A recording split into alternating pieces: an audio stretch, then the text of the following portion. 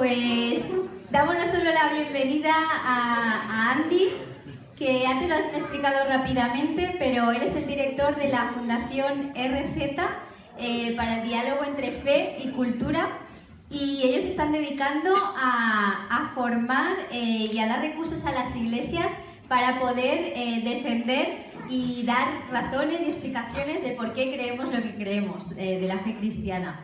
Pero no ha venido solo, ha venido con Arnau y con Marta. Y primero, como acabará hablando Andy explicando qué es lo que vamos a hacer, primero voy a hacer así un par de preguntas rápidas a Marta y Arnau para que los conozcáis. Simplemente comentándonos de dónde venís, de qué iglesia estáis y ahora mismo a qué estáis dedicando vuestra vida, por ejemplo. Pues yo vengo de la iglesia Pinar del Río, cerca de Sagrera, en Barcelona, y estoy estudiando cuarto de matemáticas, acabo este año. Vale, gracias. Yo vengo de la iglesia en Viladecans y estoy acabando traducción e interpretación de alemán y de inglés. Muy bien. Pues Andy, cuéntanos también un poco de ti, dónde vienes, no lo he dicho, y luego pues explícanos por qué estáis los tres aquí y qué vamos a estar haciendo. Bueno, en primer lugar, muchísimas gracias por invitarme, es un placer y espero que me quede voz porque he estado cantando ya en pleno pulmón, inspirado por todos vosotros, pero encantado de estar aquí. Yo vivo en Madrid, aunque tengo que decir que soy del Barça.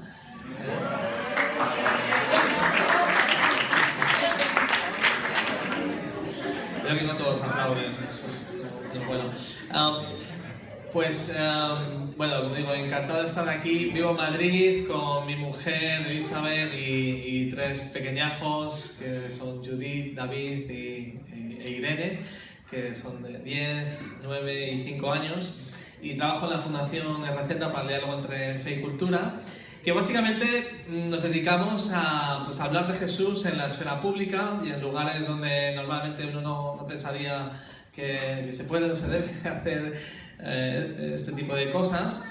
Estamos pues, en el mundo académico, en la universidad, colaborando, haciendo jornadas, mucho con GBU, a veces también en algún instituto, he tenido la oportunidad de entrar, pero es un poco más difícil. Centros cívicos, iglesias, todo tipo de sitios, también incluso en empresas, o reuniones incluso políticas, y en los medios de comunicación y el arte. Eso es un poco el llamado que tenemos a llevar el Evangelio y hablar de las grandes preguntas de la vida, como cuál es el sentido de la vida, o por qué estamos aquí, o cómo sé qué está bien y qué está mal, hay vida después de la muerte, todo ese tipo de cosas. Se puede creer en Dios en el siglo XXI, también de la que hablamos mucho, en todo este tipo de contextos. Así que realmente, bueno, este evento es una oportunidad para hacer preguntas. Es una actividad que hacemos en la universidad, llevamos ya bastantes años haciéndola, se llama Interroga a un cristiano. Y consiste en poner a unos cuantos valientes aquí con más o menos experiencia, y el público, normalmente en la universidad, de cualquier tipo de trasfondo, lanza sus preguntas, ya sea a través del teléfono, que creo que esta vez también vamos a tener uno, ¿no? Creo que va a ser el de Dorcas, y os animamos a enviar por WhatsApp o mensaje vuestras preguntas, o a través de mano alzada. Y pues así estamos durante una hora. Así que esto es lo que queremos ofrecer la oportunidad de hacer ahora. Quizás tienes preguntas difíciles que no te has atrevido a hacer en la iglesia, o quizás estás aquí porque te ha invitado un amigo cristiano y tú tienes un montón de preguntas sobre la fe cristiana y cómo es posible que creas en los milagros y no enterras la ciencia a Dios, y qué pasa con la Biblia y qué pasa con lo otro, no es la Biblia un libro machista, no está lleno de errores, o cómo puedo fiarme de Jesús y esto o lo otro. Así que todo ese tipo de preguntas que quizás tú tienes, si todavía no has dado el paso de poner tu confianza en Jesús, o a lo mejor eres alguien que sí, que ha crecido en la iglesia toda la vida, ha tenido alguna experiencia con Dios, pero quizás todavía no te has decidido, o a lo mejor estás con un pie fuera o un pie dentro y te lo estás planteando y no lo sabes, o lo sabes tú, y tienes preguntas y tienes cosas que te están haciendo dudar de Jesús y de tu fe cristiana, pues te animo a que lances esas preguntas. Y lo puedes hacer de forma anónima, como digo, a través del teléfono o alzada. Lo del teléfono es precisamente para que tengas la libertad de hacer cualquier pregunta. O a lo mejor eres cristiano y tienes amigos que te hacen preguntas muy difíciles. A lo mejor a veces tienes pesadillas con una pregunta, ¿no? Ojalá que nunca me hagan esa pregunta, ¿no? Ojalá que yo qué sé, que mis amigos no piensen nunca y no me hagan esa pregunta porque no sé cómo responderla, ¿no? Pues esa pregunta quiero que pienses en ella y a lo mejor te animes a lanzarla. No te prometemos respuestas, eso lo tenemos, es un disclaimer ahí desde el principio.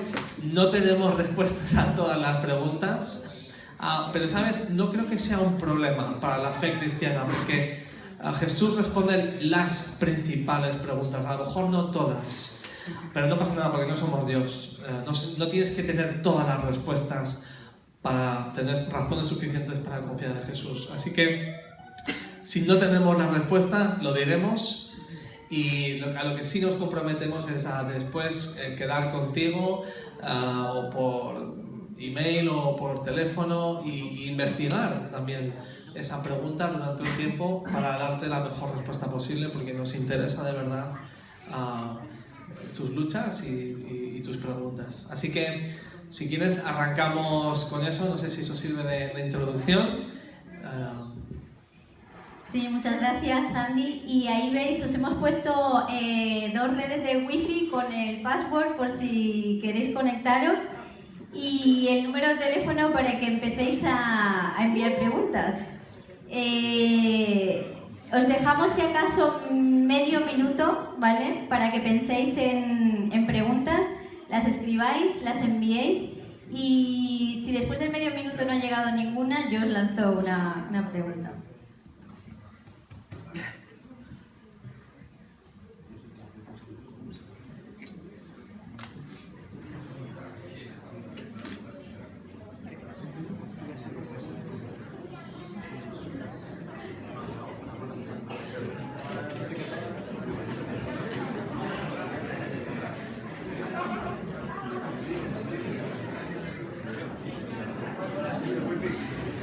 Solo una pequeña nota. Esta wifi de esta iglesia es especial porque sabe detectar si te estás bajando series y sabe llegar a la dirección de casa y mandar un email a tus padres y a todo el mundo. Así que os animamos a solo usarlo para esto.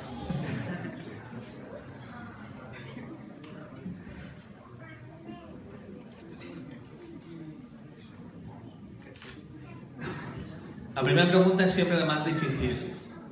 Lo entendemos, así que muchas veces decidimos pasar olímpicamente de ella y saltamos a la segunda directamente.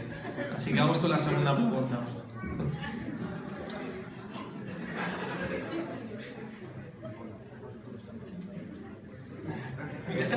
Escribiendo, ¿no? Sí. Esperamos, que vemos ahí dedos moverse desde aquí. Muy bien.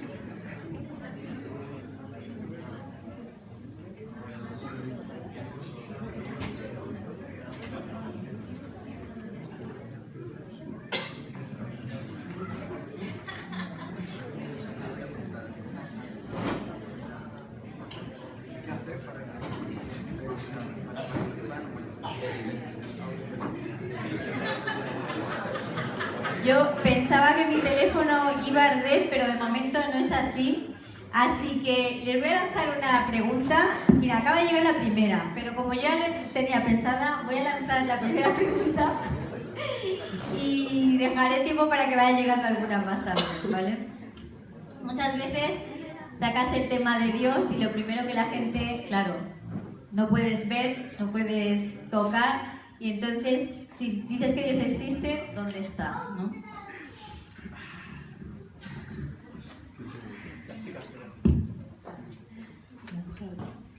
Pues es una buena pregunta, porque efectivamente nos gustaría que Dios apareciese en el cielo con un cartel que pone "Hola, soy Dios, ¿no? Y estoy aquí". Sin embargo, no vemos a Dios de una forma tan directa, tan innegable.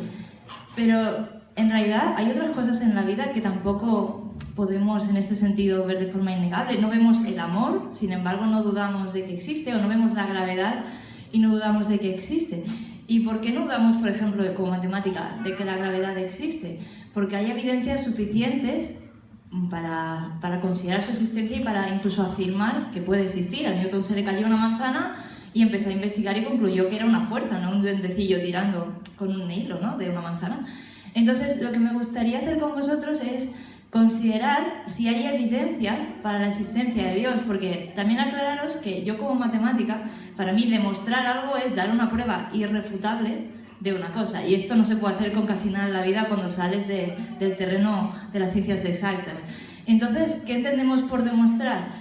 Pues mostrar evidencias, poner evidencias suficientes sobre la mesa y que sean convincentes para afirmar pues que esta cosa a la que apuntan efectivamente es verdad.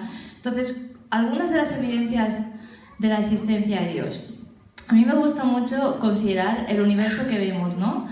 ¿Cómo empezó el universo? Pues durante muchos siglos se ha pensado que el universo era eterno y entonces pues en realidad no hay ningún problema, porque si es eterno y no hay ningún creador, necesariamente pues lo dejas siempre y ya está.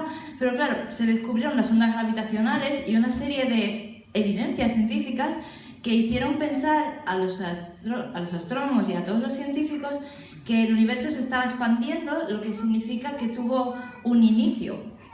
Y esto puso en primer lugar a los ateos en un compromiso, porque cuando se propuso el Big Bang, que lo único que significa es una gran explosión, es decir, que tiene que empezar de alguna manera, sale la pregunta de quién encendió el mechero, ¿no? ¿Quién apretó el botón para que esto empiece? ¿Quién presionó? Entonces, esto en primer lugar puso en compromiso a los ateos, no a los cristianos, porque esto encaja con lo que la Biblia enseña del mundo, es que Dios inició el universo, porque si quitamos a Dios no queda nada, y la nada difícilmente puede explotar y que llegue a un universo como el nuestro. Y otra cosa, siguiendo por esta línea, es ¿cómo es nuestro universo? Con todos los avances científicos que han habido, sabemos que la probabilidad de que haya vida compleja como la que vemos en un planeta como el nuestro es de 10 elevado a menos 123, que es un 0, un punto y 122 ceros y un 1, o sea, nada, básicamente. Entonces, ¿cómo es posible que tengamos un universo tan sumamente ajustado para nuestras condiciones, de tal forma que si modificamos uno de los decimales de muchas constantes que ajustan el universo, sea imposible la vida en la Tierra? ¿Cómo es posible que esté tan bien ajustado? Es como si somos excursionistas, vamos por una montaña, estamos cansados después de todo el día haciendo excursión, ha nevado, ha llovido, estamos hechos polvos, sucios, y vemos a lo alto del monte una cabaña, y abrimos la puerta, entramos y vemos que está la música que nos gusta, está a la temperatura que necesitamos, está en la mesa la comida que nos gusta, el baño es el color que nos gusta todo, las paredes, todo es perfecto. Y está incluso la persona, si queréis, que más queréis, esperándose en la puerta. Entonces, ¿eso es casualidad? Si vemos algo tan bien preparado, que es tan imposible que encaje con lo que nosotros necesitamos y se da, ¿es casualidad? ¿O hay alguien que nos conoce muy bien detrás del universo y ha querido que estemos nosotros aquí para relacionarse con nosotros? Entonces, yo creo que las evidencias científicas, aunque solo he dado un par de ellas, son abrumadoras, y me gustaría que considerases otra de las grandes evidencias, que es la persona de Jesús. Puedes hacer más preguntas porque si no estaría aquí hablando infinitamente, pero yo creo firmemente que Jesús existió, y no solo que existió, sino que hizo una serie de milagros a lo largo de su vida que hacen llamar la atención sobre su persona, y el gran milagro es que Jesús resucitó. Y si Jesús resucitó y se levantó los muertos y hay pruebas históricas de que esto efectivamente pasó, significa que todo lo que dijo era verdad, que Él era Dios, que efectivamente hay un Dios detrás del universo que nos conoce y quiere relacionarse con nosotros. Y yo te animo a que conozcas a este Dios e investigues las evidencias, porque creo que no te van a decepcionar. Muy bien, muchas gracias, Marta. Otra pregunta que ha salido, que sale muy a menudo, es, madre mía, con tantos chats me voy a perder. No la veo ahora, pero es el tema del sufrimiento, ¿no? ¿Cómo puede Dios permitir que haya niños que sufren, la injusticia, las guerras? ¿Qué decís?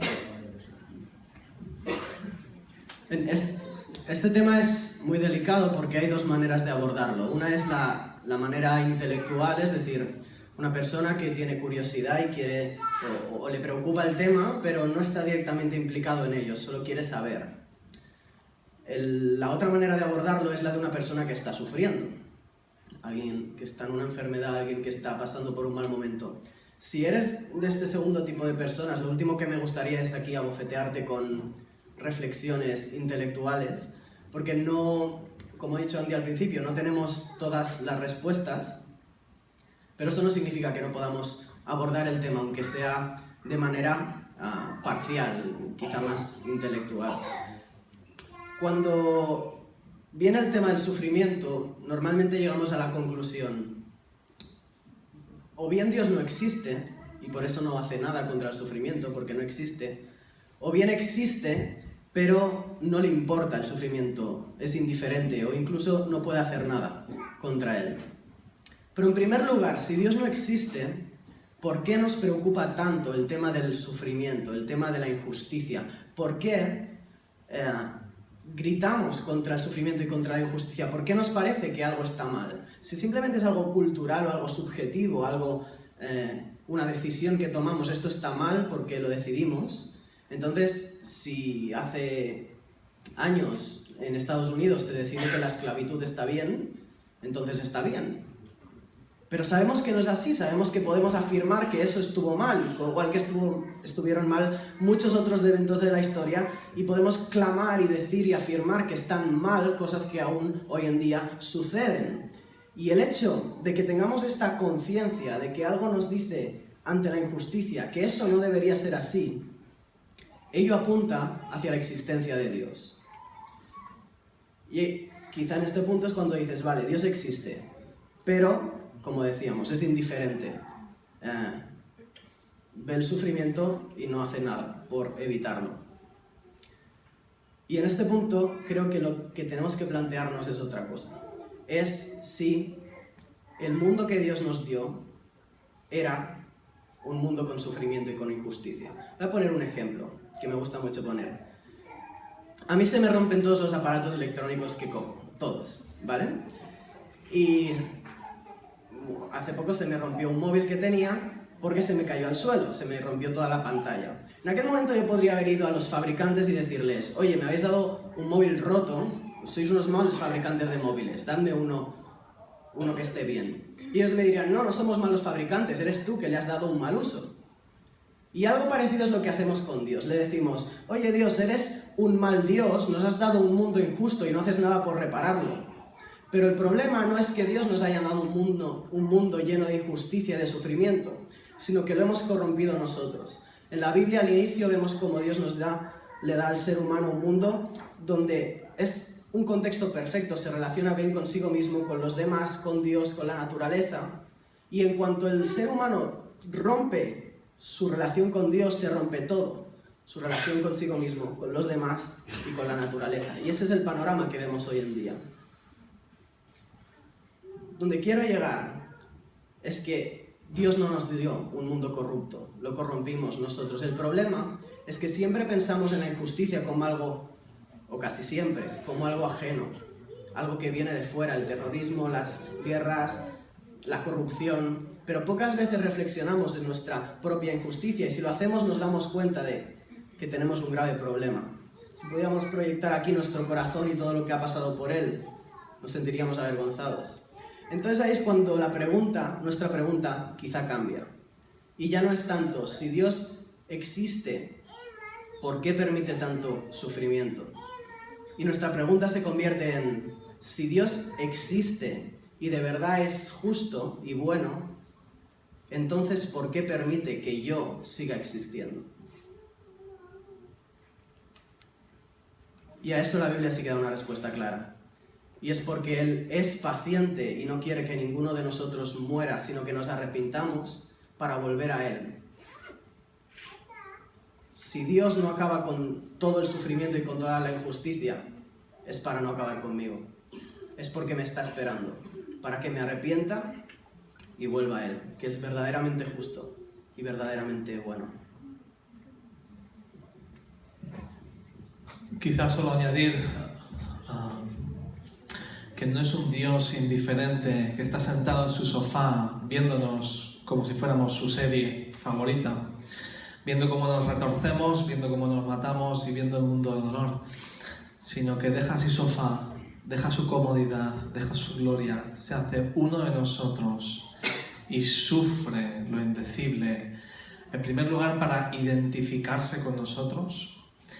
A él fue un refugiado político incluso antes de nacer, tuvo que huir a Egipto, le querían muerto antes de nacer, pero sufrió de todo, tuvo que trabajar, pagar impuestos, ser timado, le mintieron, le escupieron, sus mejores amigos le traicionaron en el momento más crucial de su vida, cuando más les necesitaba, fue torturado, murió en una cruz, que tuvieron que inventarse una palabra para describir el tipo de dolor que salía de una cruz, excruciante, porque no existía antes, según forenses, de las peores muertes inventadas, y decide sufrir todo eso para pagar por ti, para pagar por mí, para pagar por toda esa injusticia y todo ese sufrimiento que causamos, y poner solución al problema de raíz, nuestro corazón. A este Dios tú no le puedes decir, ¿dónde estás? Tú no entiendes mi dolor. ¿Dónde estás cuando sufro? ¿Dónde estás cuando muero? Es el único Dios que tiene cicatrices. Él entiende, pero además te ofrece la oportunidad de convertirte no en un agente de sufrimiento e injusticia como somos todos al haber matado a Dios, sino convertirnos ahora en agentes de justicia y de amor, siguiéndole a Él, porque nos ofrece un corazón nuevo. Y ese es el mensaje del Evangelio. En la cruz Jesús te ofrece nacer de nuevo y restablecer el problema de raíz, tu relación rota con Dios que va a afectar a todas las demás relaciones, ¿no? Y es una esperanza increíble, es la mejor esperanza para el problema del sufrimiento que yo he encontrado en nada de lo que este mundo ofrece. Va a la raíz del problema y funciona. Muchas gracias. Y vamos a pasar ahora a un tema, es un doble tema, os lanzo las dos preguntas y decidís en qué orden contestarlas. Tienen que ver con la sexualidad y / las relaciones. Una es ¿por qué Dios odia a los homosexuales? ¿Vale? Y la otra es ¿cómo explico que yo he decidido esperar, o que Dios me pide que espere al matrimonio para tener relaciones sexuales? No solo a mis amigos, sino a mi propia pareja, ¿no? Que dice alguien que no es creyente, y cómo le explicas, ¿no? Vale. En primer lugar, dejar bien claro que Dios no odia a los homosexuales, como tampoco a los heterosexuales, o a los bisexuales, o a los transexuales, o a las 50 otras identidades que nos propone Facebook.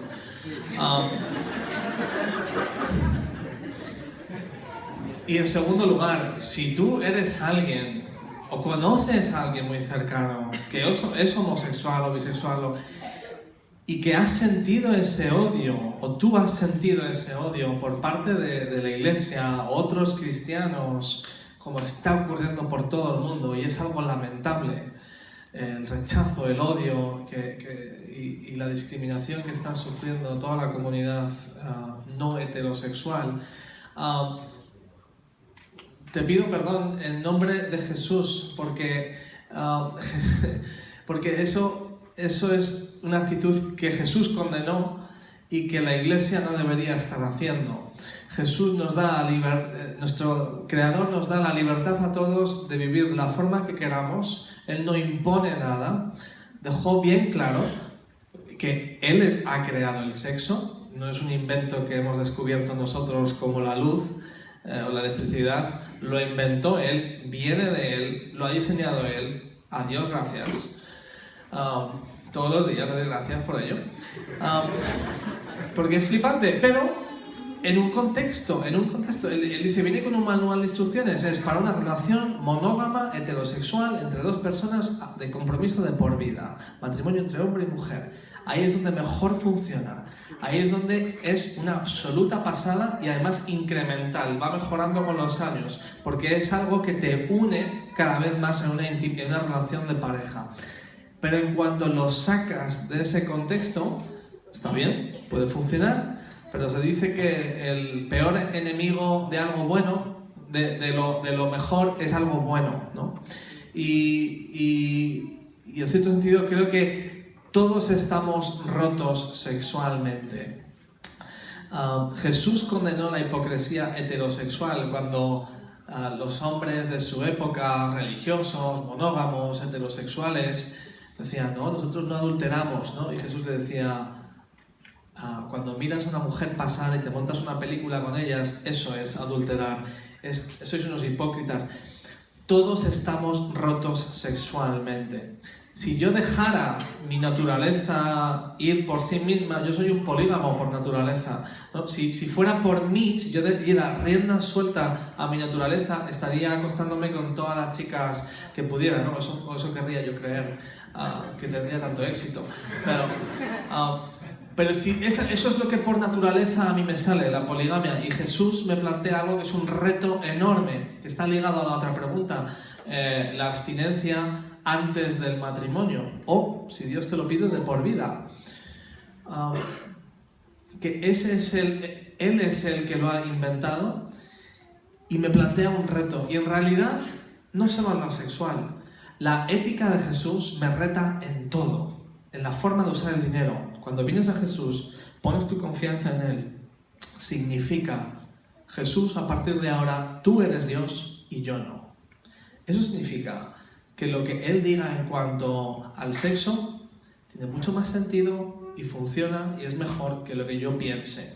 En cuanto al uso del dinero, en cuanto al uso de la tele, en cuanto al uso de cuáles son mis prioridades, para qué debo vivir, Él tiene la última palabra. Él sabe mucho mejor que yo cómo voy a disfrutar más la vida y disfrutar más de Él. En el momento en que yo le digo, ¿sabes qué? Creo que estás equivocado en esto, Jesús. Creo que voy a vivir a mi manera. Básicamente estamos diciendo, yo soy Dios, tú no. Yo sé mejor que tú qué es lo que me conviene y qué es lo que no. Ese es el problema que vemos en el principio de la Biblia, ¿verdad? En Génesis. Coger la manzana, ¿no?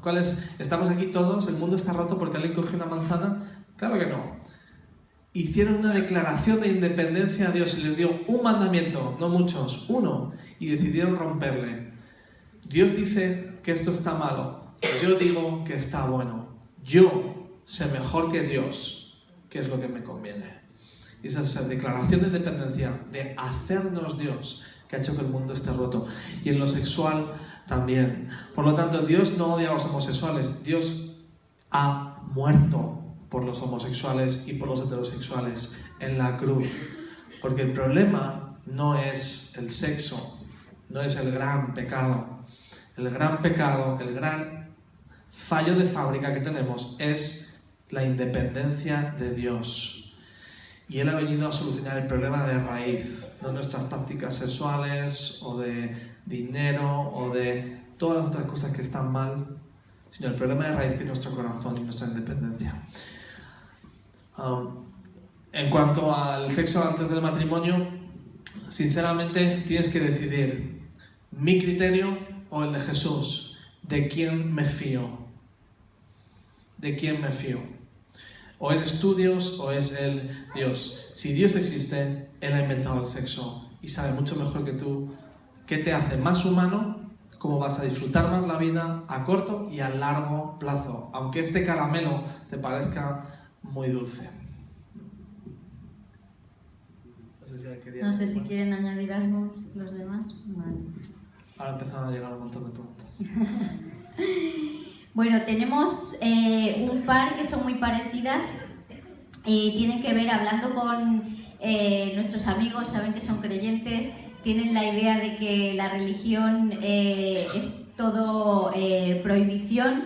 Entonces, no es atractiva y encima tú me dices que es la verdadera, ¿cómo sabemos que realmente la fe cristiana, el mensaje que Jesús vino a traer, es el verdadero? Y añado otra coletilla, que puede ser otra pregunta, y no sirve vivir sin hacer daño a nadie, llevar una buena vida. No hace falta que contestéis a las dos a la vez, pero las lanzo a la vez. Vale. Vale. Bien, en primer lugar, sobre que la religión es un conjunto de límites y de prohibiciones, creo que tenemos que deshacernos un poco de esa idea, que en parte viene condicionada por una mala concepción de la libertad. ¿Qué es la libertad? Nos hemos creído que libertad es anarquía, es decir, hacer lo que me dé la gana, cuando me dé la gana, como me dé la gana, con quien me dé la gana. Pero eso no es libertad, no tiene nada que ver con eso.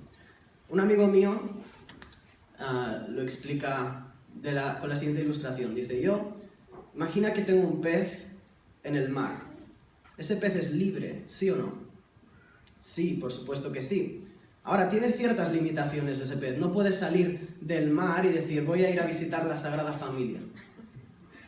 ¿Por qué? Porque moriría, aparentemente ampliaría su espacio, pero al no vivir en el medio para el cual fue diseñado, moriría, no tendría libertad.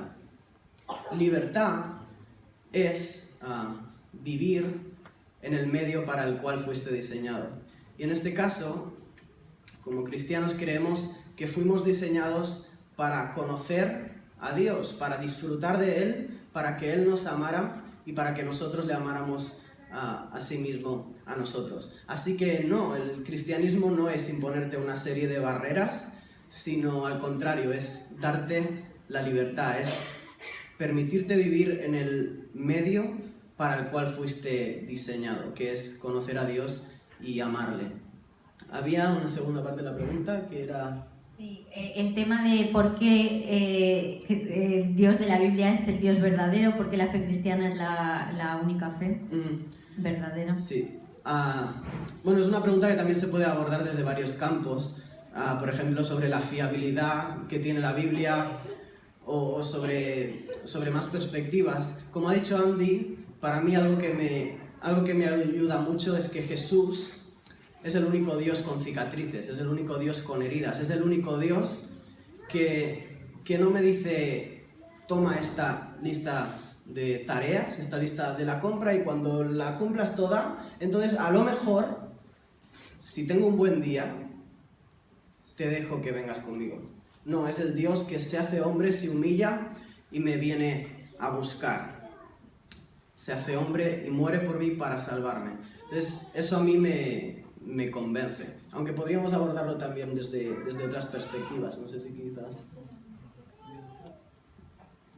No, había otra parte. Sí. Vale.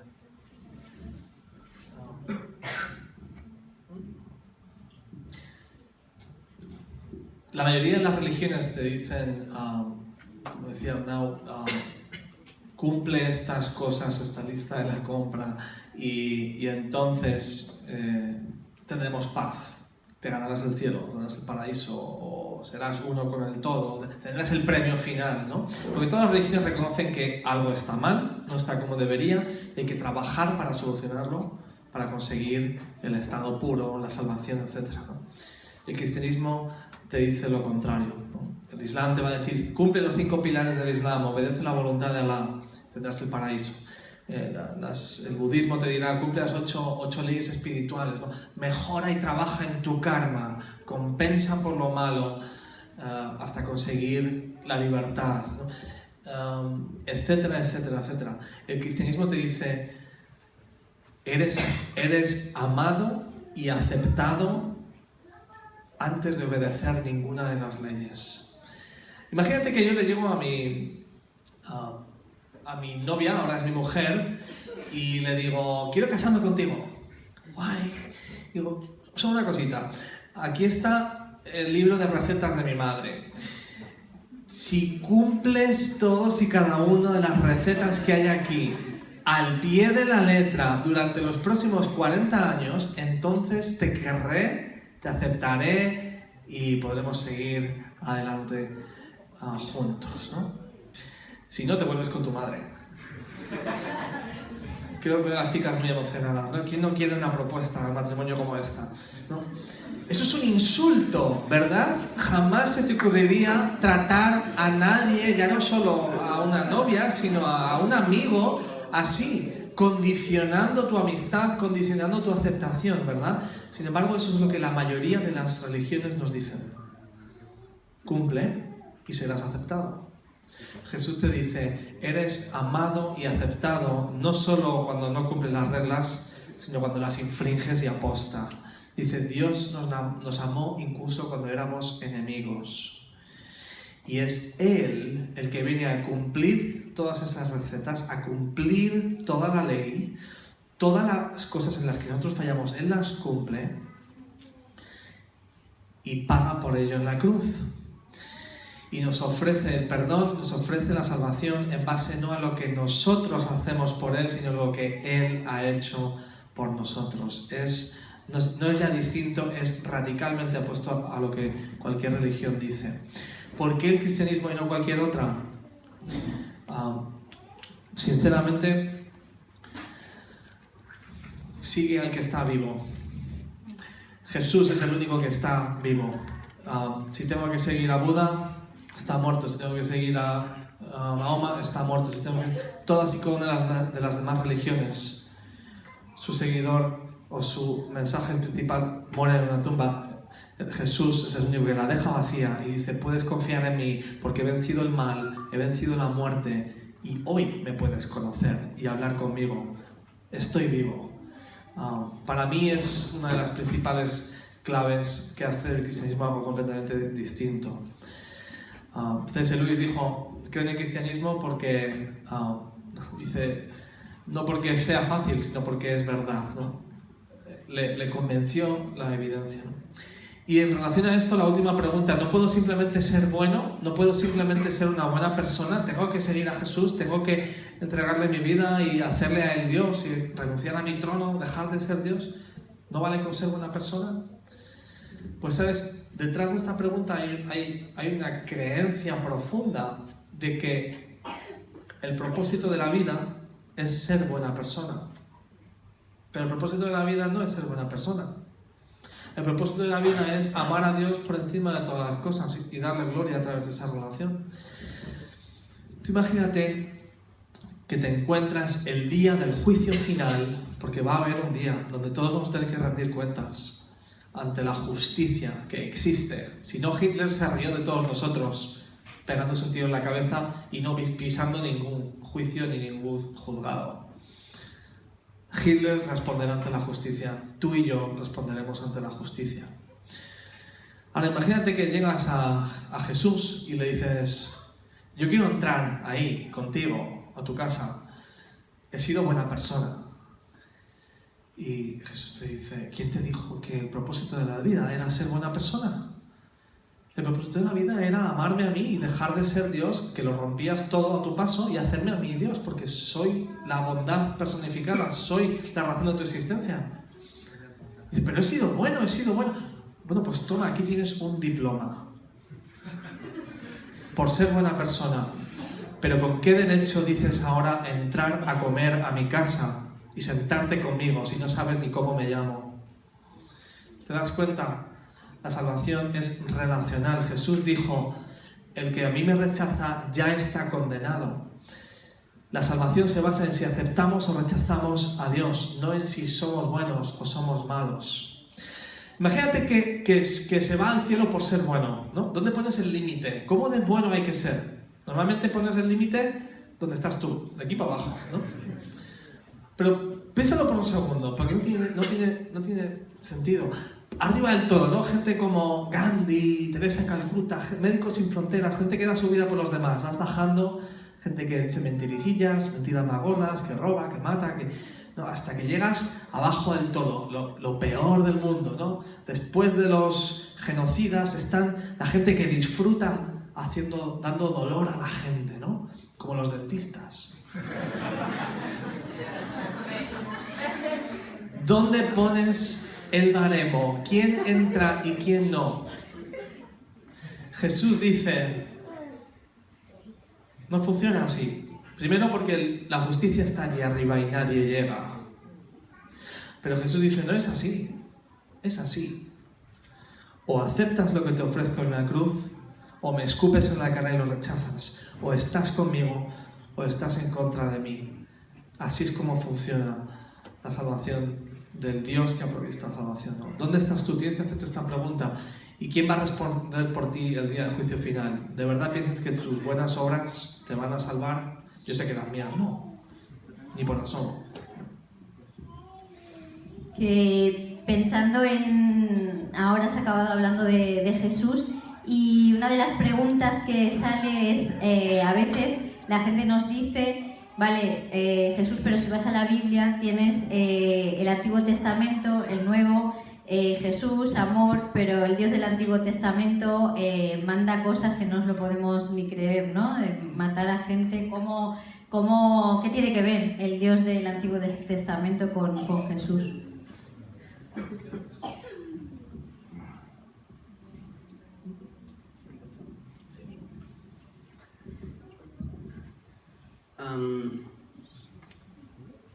Bueno, yo creo que el Dios que vemos en el Antiguo Testamento es el mismo que vemos en el Nuevo, pero debemos entender a qué tipo de gente hablaba el Dios del Antiguo Testamento. Estaba hablando a un pueblo nómada, a un pueblo que iba de un lugar para otro, a un pueblo amenazado constantemente por otros pueblos, y él en esa ocasión mandó normas que eran aplicables para ese pueblo, para ese contexto. Y es cierto que hay normas de esas que hoy no aplicaríamos, aunque sí que es cierto que nos revelan parte de lo que piensa Dios sobre ciertas situaciones. Pero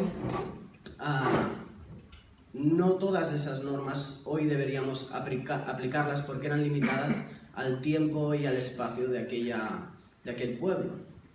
Y no sé, ¿quieres acabar? Sí. Bueno, es verdad que en el Antiguo Testamento vemos como un Dios más violento, ¿no? Un Dios más, no sé, sanguinario o, no sé, para mandar rayos y aplasta gente, se abre el suelo y se los traga la tierra, abre el mar y aplasta a todo un ejército. Vemos como mucha más de la manifestación de la justicia de Dios, mientras que parece como que Jesús solo el amor, ¿no? Pero ¿sabes? Como dice Arnau, no es cierto. El Antiguo Testamento no para de hablar del amor increíble de Jehová, el amor de Dios, ¿no? La compasión, su amor es para siempre, su amor es para siempre. Hay un salmo que lo repite hasta rayar, ¿no? Su amor es para siempre, su amor. Un pueblo que es muy consciente de su amor y lo manifiesta de muchas formas, pero también su justicia. Y en Jesús vemos también las dos cosas. Jesús es la persona que más habla del infierno. Y el infierno no es un sitio bonito. Y habla de lloro y crujir de dientes, habla de que se va a aplicar la justicia de Dios. Jesús no está hablando solo de flores y cosas bonitas, habla de cosas muy violentas y serias. Pero déjame que te explique dónde está el cambio. En la cruz. Toda la violencia, todos los castigos como el diluvio, donde Dios hace justicia, no es ira, es justicia. Y es que hay una verdad que es difícil de tragar, pero todos somos culpables y todos merecemos la muerte por nuestro egoísmo y por el mundo que hemos creado. Y la justicia de Dios implica que todos debemos morir. Es por el amor de Dios que estamos hoy aquí. Dios podría haber mirado el planeta azul tan bonito en el que estamos y decir, mira que he salido feo. Psst, hacemos otro. Y eso habría sido justo por su parte, no habría sido injusto. Es lo que merecemos. Sin embargo, y es lo que tú y yo haríamos, se te rompe el móvil, te compras otro. Se te rompe una relación, empiezas otra. Nuestro Dios no es así, lo quiere arreglar, pero le cuesta muy caro. Lo que ocurre en la cruz es que toda la justicia de Dios le aplasta a Él, y por eso hoy no te aplasta a ti. Jesús deja que todo el peso de la justicia le caiga a Él, para que no te caiga a ti. ¿Te das cuenta? Toda la violencia que aparece en la cruz es un resumen de toda la violencia del Antiguo Testamento, donde Dios la mostraba de forma más obvia, pero donde más la ha mostrado es en la cruz, sobre sí mismo.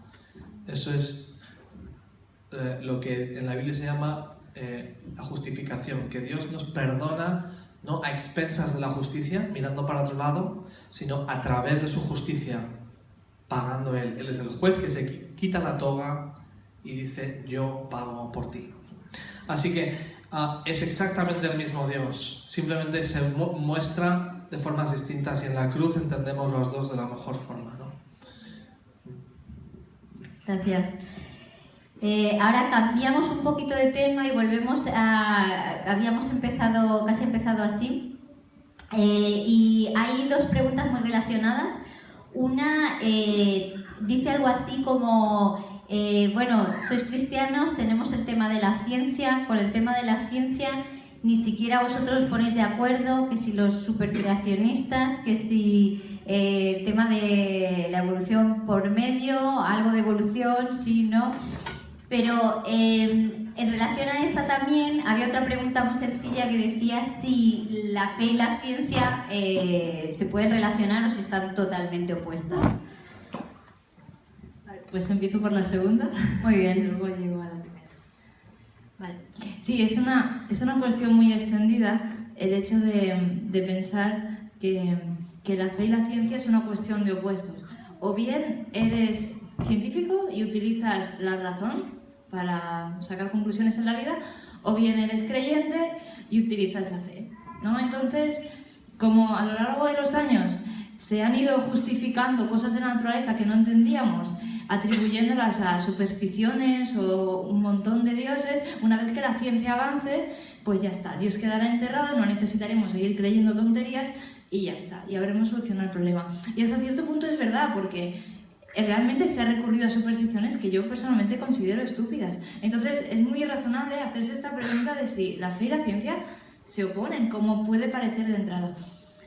Pero permitidme que miremos juntos algunos de los que yo considero errores que hay detrás de esta pregunta o de esta idea, ¿no? Más que errores, perdón, malentendidos.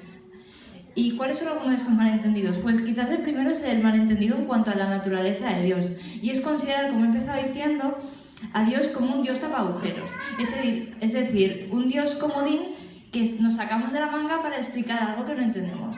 Pues se cae la manzana, yo no veo ningún duende ni ninguna cuerda, oye, pues tiene que ser un Dios que hace que las cosas se caigan, o algo así. O cae un rayo, pues como no sé nada de la luz, pues tiene que ser el Dios rayo que ha mandado esto del cielo, ¿no? Sin embargo, llega la ciencia, lo explica, oh, pues ya está, no necesito ningún Dios rayo, la ciencia me dice cómo cae el rayo del cielo. Pero la cuestión es que el Dios de la Biblia no nos muestra un Dios así. Génesis 1.1, el primer versículo de la Biblia, empieza diciendo que en el principio creó Dios los cielos y la tierra. Es decir, lo que entendemos, lo que podemos explicar y lo que no entendemos. Entonces, la Biblia presenta a un Dios que no es necesario para sustituirlo por las leyes de la naturaleza, sino que es necesario para justificar las leyes de la naturaleza. Es decir, todos estaremos de acuerdo en que encontrar a Dios en la naturaleza no lo vamos a hacer, igual que no vamos a encontrar a Thomas Edison dentro de una bombilla. Porque si existe un creador, el creador no pertenece ni está dentro de su creación, sino que es independiente de ella. Y de hecho, por ejemplo, cuando Newton descubrió la ley de la gravedad, no dijo, ah, genial, pues ahora que ya tengo la ley de la gravedad, no necesito a Dios. Al contrario, cuando descubrió la ley de la gravedad, dijo, ¿qué Dios más grande que ha diseñado esta ley? Y lo dejó por escrito en uno de los libros más importantes de matemáticas, que se llama Principia Matemática. Es decir, hay que distinguir entre el mecanismo y el agente, entre cómo se producen las cosas, las leyes que la ciencia describe, y el agente, el diseñador, el creador de esa ley. Y el ser humano se hizo científico en gran parte porque creía en un dador de esa ley. Entonces, primero, pues cuidado con el concepto de Dios. Dios no es un Dios tapagujeros, sino un Dios necesario para dar explicación de las leyes que vemos en la naturaleza. Otra cuestión es, ¿qué es la fe? Normalmente, en nuestra vida cotidiana, pues pensamos que la fe es creer aquello que es imposible, que no tiene evidencia, improbable. Sin embargo, si vamos al origen de la palabra fe, al diccionario, veremos que fe significa confiar. De ahí, confianza, con fe. Y resulta pues que la fe, en principio, no tiene por qué ser fe ciega, sino una fe que se basa en unas pruebas que te llevan a la confianza. Y no es algo tan raro. Nosotros ejercemos la fe en nuestro día a día. Si habéis venido aquí en autobús, yo he venido en tren, por ejemplo, yo confío en que el conductor no está borracho, pero no tengo un papel que lo demuestre. No he visto su control médico. Y tampoco cuando nos montamos en un avión. Entonces, confiamos incluso con nuestra vida en personas y no tenemos una demostración en ese sentido, pero hay evidencias suficientes para pensar que en general podemos fiarnos, y de hecho lo hacemos. Entonces, la fe es algo cotidiano. Si un amigo te pide el coche para salir un fin de semana, tú, antes de dejárselo, te harás las siguientes preguntas. ¿Es responsable o no? ¿Se emborracha o no se emborracha? ¿Cuida sus cosas o no? Porque si no cuida ni las suyas, las mías difícilmente. Entonces, te haces una serie de preguntas, miras su vida, cómo se comporta, y en base a la evidencia dices, vale, te dejo el coche, o mira, no puedo fiarme de ti, no te dejo el coche. Entonces, nosotros actuamos, y es la forma más racional de actuar, es mirar la evidencia y tomar una decisión en base a ella. Y los científicos hacemos lo mismo. Para pensar que podemos hacer ciencia, necesitamos confiar en que el universo puede ser entendido de forma racional y en que nuestro cerebro es racional. Porque si viene de una colisión accidental de átomos que van guiados sin ninguna dirección ni propósito, de hecho van no guiados, van por el azar, pues ¿por qué puedo fiarme de mi cerebro? ¿Por qué las conclusiones que yo saque son racionales y puedo hacerle caso? No tengo ninguna base para afirmar que puedo pensar si no existe un ser racional que ha puesto racionalidad en el universo y en mi cerebro en particular. Entonces resulta gracioso, ¿no?, que lo más racional, si es hacer ciencia, pues también es ejercer la fe, porque los científicos son los primeros, los más racionales, los que ejercemos la fe cada día. Entonces, otro de los errores es el concepto de fe, cambiar la fe ciega por una fe basada en la evidencia, que es la fe de la que la Biblia habla. Y por último sería la propia ciencia, que en parte ya lo he dicho, necesitamos creer que podemos hacer ciencia para empezar a hacer ciencia. Y esto lo vemos en los primeros científicos de la era moderna. Newton, Faraday, Galileo, Copérnico, todos estos eran creyentes en Dios. Y como creo que dijo C.S. Lewis, eran creyentes en Dios porque creyeron que había un dador de las leyes de la naturaleza y entonces fueron a buscar estas leyes y las encontraron. También, qué casualidad. Los ateos no se pusieron a buscar leyes en la naturaleza porque ni siquiera pensaban que podía haberlas o que un dador racional podía haberlas dado. Entonces, creo que Dios no está enterrado del todo en realidad. Creo que si redefinimos quién es Dios según la Biblia, al menos el Dios cristiano es del que estamos hablando, ¿cuál es la fe que la Biblia explica? ¿Y qué es la ciencia misma? Pues vemos que realmente cuanto más sabemos de ciencia, más admiramos a nuestro creador, como cuanto más sabes de arte, más admiras la genialidad de un artista cuando ves un cuadro, ¿no? No menos. No dices, ahora que ya entiendo el arte, ya no necesito a Rembrandt, ¿no? Qué maravilloso fue el pintor, ¿no? Y la segunda pregunta era sobre los orígenes y cómo explicamos... Pues está en la perspectiva creacionista, está todo el tema de la evolución también. E incluso, ¿no?, entre los cristianos hay también diferentes posiciones. Bueno, una cosa importante que diferenciar aquí es qué entendemos por creación y qué entendemos por evolución. La idea bíblica de creación se refiere a que todo lo que existe depende en última instancia de Dios como creador, pero no te dice cómo en principio. Y la idea de evolución se refiere a cómo las formas de vida más complejas evolucionan por medio de una herencia con modificación a través de modificaciones, de mutaciones a lo largo del tiempo. Entonces, para empezar nos damos cuenta que para hablar de evolución es necesario que exista algo capaz de evolucionar, porque difícilmente, si no hay nada, puede evolucionar en algo. Entonces, estrictamente hablando, la evolución necesita algo simple, algo pequeño, que evoluciona en algo complejo. El problema viene cuando hacemos de la teoría de la evolución una teoría de la totalidad. Es decir, cuando creemos que la materia y los seres que existimos dependen en última instancia no de Dios, sino del azar y que hemos sido guiados de forma ciega, sin propósito y que venimos incluso de la nada, lo cual ya te metes en una teoría filosófica más que una teoría científica. Y no hay ningún problema. De hecho, creo que todas las personas, cristianos y no cristianos, creemos en la evolución, pero sobre todo los cristianos.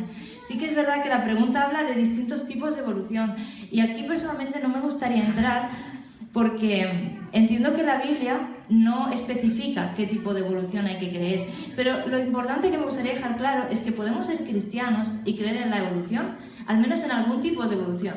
Porque tenemos, por ejemplo, a Francis Collins, que fue exdirector del proyecto Genoma Humano, que se finalizó en el 2003. Tenemos a Simon Conway Morris, que es profesor de paleontología evolutiva en Cambridge, y así toda una lista de grandes científicos y cristianos que creen en la evolución y creen en Dios. Por tanto, un poco haciendo referencia a la pregunta anterior, no son incompatibles la evolución y el cristianismo. La cuestión es que cómo interpretamos la Biblia y cómo interpretamos la evidencia científica, y el punto está en este equilibrio de cómo se articulan ambas. Y quizás el problema también está en esperar que la Biblia sea un tratado científico.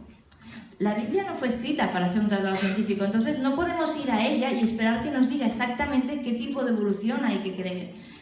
La Biblia no tiene esa intención y no por eso es menos importante. Es que si tú no escribes un libro con esa intención, no me sorprende en absoluto que no te diga cierta información, porque no es objetivo. Pero lo importante es ver en Génesis 1 y 2, que se han malinterpretado tanto, cosas que sí dice la Biblia. Entonces, una de las cosas más importantes es que existe un creador. Entonces, creas en la evolución que creas, los cristianos sí que entendemos que en última instancia los procesos evolutivos dependen de un creador, un único Dios, que nos ha creado, y no por cualquier motivo, sino, como hemos estado diciendo, nos ha creado porque nos ama y porque quiere tener una relación viva y personal con nosotros. Y esto sí lo afirma el Génesis. Todo lo demás es figurativo, entonces está sujeto a interpretaciones, y gracias a Dios en el cristianismo encontramos libertad. Pero centrándome en lo que sí dice, es que hemos sido creados para relacionarnos con Dios. ¿Pero qué ha hecho el ser humano? Pues le ha pegado un tiro a Dios, le ha dicho: no quiero saber nada de ti, quiero yo ser el Dios de mi propia vida y quiero vivir a espaldas tuyas. Entonces, como hemos hablado en diferentes momentos, el mundo se ha corrompido por esto, nuestra propia vida está rota, luchamos con cosas, no somos lo que nos gustaría ser. Entonces tenemos un problema con nosotros mismos, con la naturaleza y con Dios, y Dios nos sigue ofreciendo que volvamos a Él, porque hay evidencias suficientes, está más que claro, Dios se ha molestado, se ha involucrado, ha muerto en la cruz por cada uno de nosotros, y yo os animo a que penséis en volver a Dios, en recuperar esta relación que se ha perdido con Él. ¿Había manos o me lo ha parecido a mí? Sí. Bueno, pero no es de tu pregunta, es una... Vale, es vale. que más que nada para no estar toda mano con la mano alzada, si no, me interrumpo un poquito. Vale, pues gracias, Marta. ¿Quieres decir la pregunta? Es un caso que me inquieta, que me ha pasado muchas veces, la he vivido, no sé cómo reaccionar o cómo actuar. Es en este caso, estoy en una sala, ¿vale? Ya hay 5 o 4 ateos, por así decirlo. Y somos 3 que creemos en diferentes religiones, ¿vale? Buda, Mahoma, lo que sea, el sentido del sushi. Y cómo está en esa situación para no perder la cabeza, para no discutir con los demás, para cómo ganarte esas almas, ¿no? En este caso. Y bueno, me ha pasado muchas veces que para no discutir con nosotros, pues me he callado, ¿vale? Y bueno, les he dejado que le metieran en la cabeza a los ateos lo que han querido. Y bueno, era eso, que me inquieta. Ya está. ¿Cómo poder actuar en esa situación? ¿Qué hacer? Gracias. Bueno, muchísimas gracias por tu pregunta. Por si alguien no la ha oído, ¿no? ¿Qué haces en una conversación donde hay gente de todo tipo de cosmovisiones diferentes a la tuya y se dicen cosas con las que no estás de acuerdo? ¿Y cómo lo haces para no acabar agitado o cómo no acabar en las manos? Para que te crean a ti, vamos. Pocas palabras. ¿Cómo hacer que te crean a ti? Yo quiero la clave para eso, ¿eh? Pero a mi mujer no le gustaría.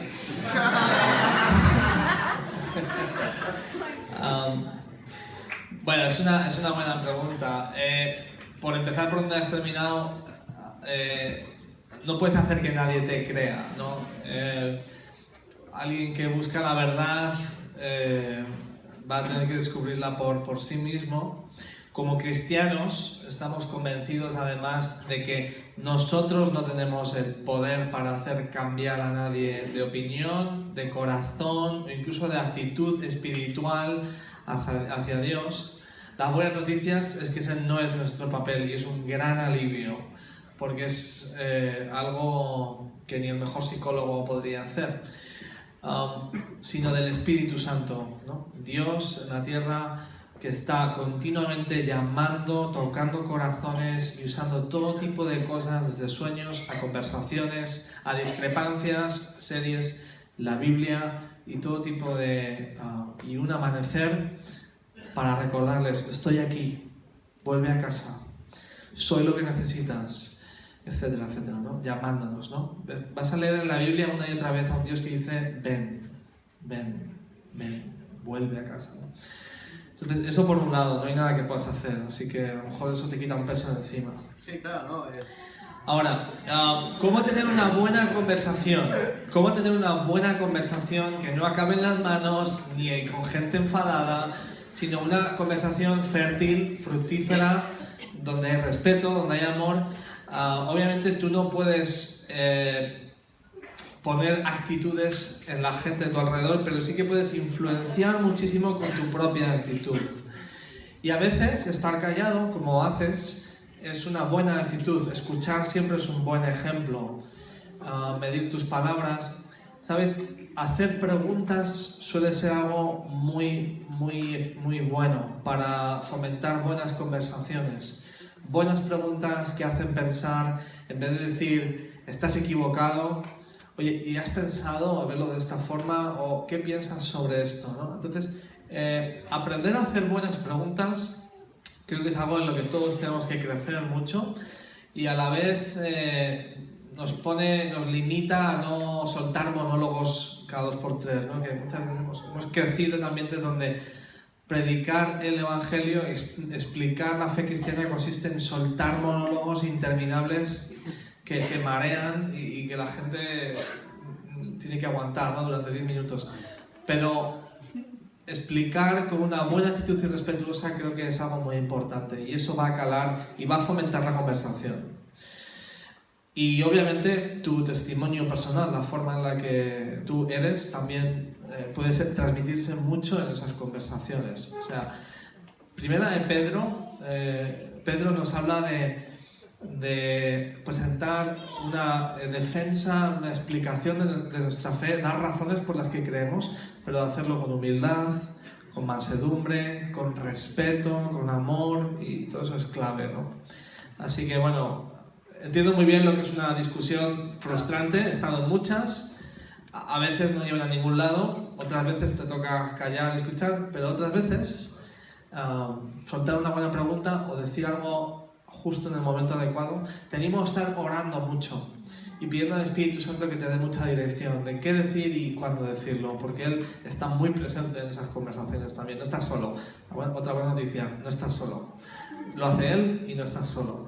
Así que, bueno, no sé si te ayuda lo que te he dicho, sí, pero... Sí. Pasa que yo soy un casapante yo, que llevo un poco tiempo viviendo en la iglesia y claro, yo sé que Dios existe, o sea, bueno, 100%, que vamos, llevo toda mi vida en la iglesia, pero soy recién convertido. Y claro, hay veces que me quedo con la duda de estar callado, escuchando lo que le dicen los demás, y dices, ¿qué hago, Señor? Me están metiendo cosas en la cabeza, ¿qué hago yo? No sé, para no cagar, en el sentido, para no fastidiarla, mejor me callo, no sé, ya claro, eso, una duda. Pues algo, si quieres podemos hablar después, pero algo muy útil es, esto nos pasa a todos, ¿no? A mí me ha pasado tantas veces estar en conversaciones y luego decir, ¿por qué no dije eso? ¿O por qué no? Entonces es cuando lo apuntas, te vas a casa, pero esos son muy útiles las experiencias, porque no te vuelve a pasar. La próxima vez que oyes algo así, ya te has preparado, que es lo que la Biblia nos dice que hagamos, que nos preparemos para dar explicaciones. Y la próxima vez que oigas una burrada, digas, ¿sabes qué? Voy a decir esto, no voy a dejarla pasar la próxima vez. Así que ánimo. Y te animo a seguir teniendo muchas conversaciones más. Sí. Sí, y vamos, estamos acercándonos ya al límite de tiempo, pero comenta tu pregunta, sí.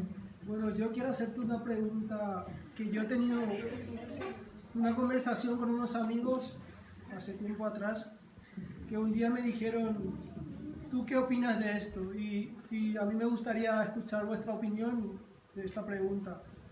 Si Dios es omnipotente, Dios conoce todo, Dios sabe todo, ¿por qué Él permitió que Adán y Eva en el momento que le pusieron el árbol cogieran ese fruto que sea? ¿Por qué Dios, si sabía que íbamos a hacer eso o sabe que vamos a pecar, por qué pone esa situación? Si Él es soberano, Él conoce todo, Él sabe todo de nosotros y aún así pone esa situación delante nuestra. Vale. Sí. Gracias. Pues voy a dejarle a Arnau que la responda, solo arrancaré con una reflexión muy seria y la pregunta es ¿por qué Dios no les dijo que no comieran la serpiente? Se habría terminado todo mucho antes, ¿no? Pero bueno, voy a dejarle chistes aparte. Vale. Imagina que a mí me gusta una chica, voy a ella, le pongo un cuchillo y le digo, me vas a querer. Probablemente me dirá que me quiere, probablemente, pero no va a ser real, no va a ser amor, porque en toda relación de amor tiene que haber un aspecto clave, que es la libertad. ¿La libertad de qué? La libertad de irte corriendo, la libertad de decir que no, la libertad de decir no quiero. Entonces, Dios, la intención de Dios al crear no era tener robots a los que decirles haz esto, ámame a mí, eso no sería una relación, serían robots. Dios no creó al ser humano porque se sintiera solo, porque Él ha vivido siempre en una relación perfecta consigo mismo, en una relación perfecta entre el Padre, el Hijo y el Espíritu Santo, y en una relación de amor. Él ya sabía amar desde antes de crearnos, no aprendió a amar cuando nos creó a nosotros, y ahí Dios lo que quería era que nosotros experimentáramos ese amor, y para ello tuvo que darnos la elección de decir que no. Es decir, Dios, digamos que se arriesgó y nos dio la libertad de decir que no, y nosotros lo que decidimos fue escupirle en la cara como unos hijos cuyos padres le han dejado a cargo la casa y lo que hace es huir con el dinero, con la herencia. Así que Dios nos dio la libertad de decir que no, porque quería que el amor que quiere darnos es un amor real. Y por eso puso ese árbol ahí. Sí. Realmente, no sé hasta qué punto era trivial o no el mandamiento no comas de ese árbol. Me pregunto si podría haberles dicho no hagáis el pino, o no saltéis a la comba, o simplemente dándoles la opción de desobedecer. Lo que está haciendo es reafirmar su libertad, porque no conocían otra cosa, solo conocían obediencia a Dios. Y Dios les da la oportunidad de desobedecer para que tengan libertad. Entonces, no sé hasta qué punto es tan crucial lo del fruto del árbol, ¿no? Lo que sí sabemos es que eso reafirma su libertad, no eran robots.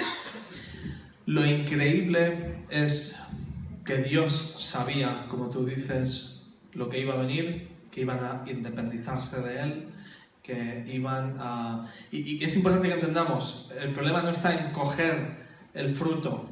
Ya han pecado antes de coger el fruto. Ya han decidido, Dios no es bueno, yo sí, yo sé mejor que Él. Y ahora, en base a esa decisión, actuamos. Es la decisión de matar a Dios y hacerse Dios. Pero lo increíble es, Dios, incluso antes de crear al ser humano, ya sabía que eso era lo que iba a pasar y sabía el precio que le iba a costar. Y yo me puedo imaginar la conversación entre Dios, Padre, Hijo y Espíritu Santo, antes de crear el mundo. ¿Creamos el mundo o no lo creamos? Creamos gente a nuestra imagen y semejanza, a la que vamos a invitarles a la fiesta de la que disfrutamos eternamente, a esta relación de amor increíble que tenemos en la Trinidad, adoptar más hijos, que era lo que quería el Padre. ¿Lo hacemos o no lo hacemos? Sí, no. Va a implicar esto, va a implicar que la van a fastidiar y alguien va a tener que pagar. Y tiene que ser alguien perfecto y justo.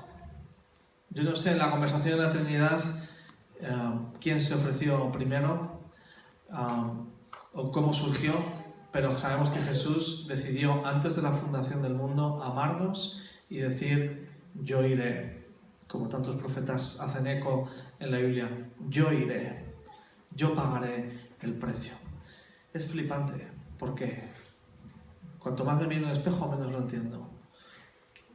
¿Qué hace que el Dios del universo esté dispuesto a sufrir lo que jamás en la eternidad habían sufrido? Algún tipo de separación. Cuando Jesús en la cruz dice: Padre, ¿por qué me has abandonado? Y el Padre mira para otro lado.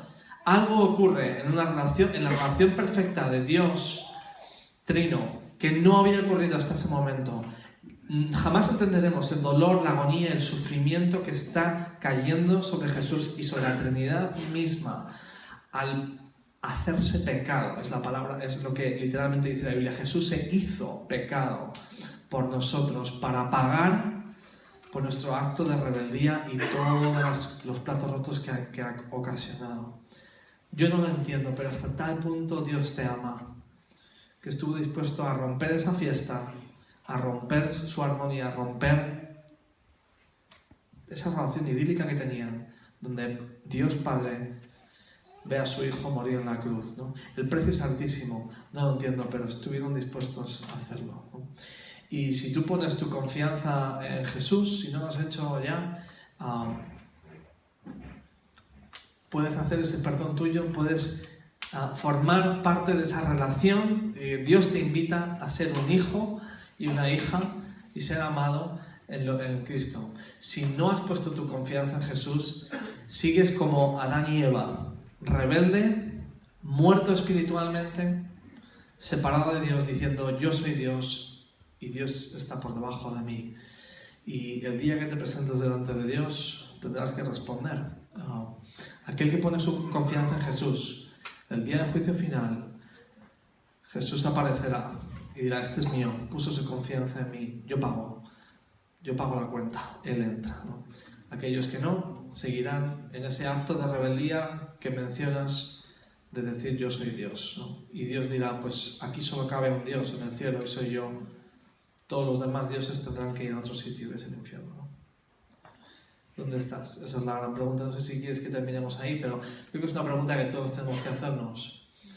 ¿Quién es Dios en tu vida? ¿O eres tú, o otra persona, o el dinero, o el sexo, o las series? ¿O quién es tu Dios de verdad? Porque si no es Jesús, con Jesús solo cabe un Dios, solo existe un Dios de verdad. Estás siguiendo ídolos y las consecuencias son devastadoras. Así que te animo a, si estás lejos de Jesús, vuelve a Jesús. Vuelve a Él, te está esperando con los brazos abiertos. Ningún otro Dios te va a fallar. Él te ama y vas a disfrutar de la vida con Él, sea cual sea el precio. Si nunca has puesto tu confianza en Jesús, te animo a que no lo dejes pasar de esta noche. Solo tienes que decirle: gracias, ven en mi vida, quiero seguirte. Y si estás dispuesto a hacer eso y nunca lo has hecho, vamos a estar los tres aquí. Nos encantaría orar contigo y dar ese paso o ayudarte a tomar ese paso, ¿vale? Si todavía tienes preguntas que han quedado en el WhatsApp, que creo que había una lista enorme, también vamos a estar aquí, te animamos a preguntar. Y hay un montón de libros interesantes allí que no sé si son gratis o no. No. Vale. Ahora lo explico. Ahora lo vas a explicar tú, ¿no? Pero también te animo, hay libros muy chulos, muy buenos, cortitos, de los que se leen en el baño, Genial, te animo a que cojas alguno, pero bueno, muchas gracias por...